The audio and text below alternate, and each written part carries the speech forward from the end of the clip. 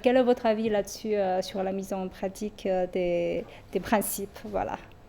Oui, c'est important d'avoir une mise en application concrète parce que sinon le principe est dénaturé et il n'y a qu'à regarder combien de beaux principes il y a aux Nations Unies qui sont dénaturés, soit parce qu'on ne fait rien, soit parce qu'un club d'États se pense supérieur aux autres et décide en fait de ne rien faire ou de changer le principe. On ne nommera pas les pays parce que sinon on va penser qu'on tape toujours dessus, mais en tout cas ils sont plutôt, ce sont les pays qui font l'unilatéralisme.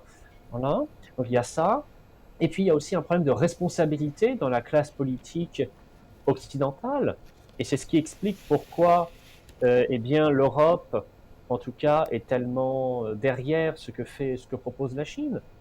Euh, Responsabilité vis-à-vis d'un État, oui, mais aussi responsabilité vis-à-vis de la qualité de vie des populations.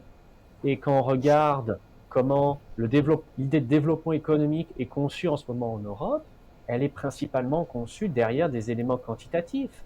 C'est-à-dire, quel est mon niveau de PIB, quel est mon taux de croissance, on ne parle que de ça, et en réalité, on s'abrite derrière un taux de dette, un taux de croissance ou un PIB sans vraiment regarder la réalité derrière et ce développement économique, concrètement, comment il se mesure.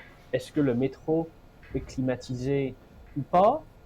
Est-ce que il y a des nouveaux systèmes mis en place pour fluidifier, par exemple, le trafic urbain et limiter à la fois les bouchons, les émissions de CO2, etc. Enfin, des éléments qui, à la fois, mettent en place un principe et puis changent la vie des gens. Et puis, il y a, à mon avis, un autre enjeu à avoir en tête, c'est que malheureusement, il y a dans certains pays une sorte de carcan intellectuel qui empêche de considérer que bien ce qui se passe dans d'autres pays, dans d'autres continents, devrait être pris comme modèle.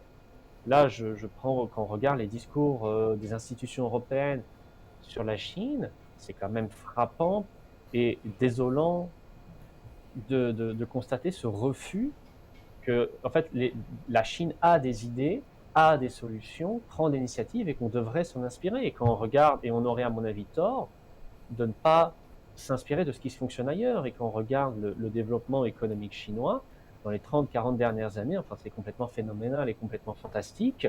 Et on aurait, à mon avis, on a tort de ne pas, enfin de tout réduire à une question de points de vue différents, de systèmes politiques différents, au lieu de se dire, d'accord, et là-dessus, on va pas être d'accord, donc on va arrêter d'en parler, et puis on va se mettre d'accord sur comment est-ce qu'on peut faire, comment est-ce qu'on peut collaborer concrètement pour changer la vie des gens. Mm, mm, mm.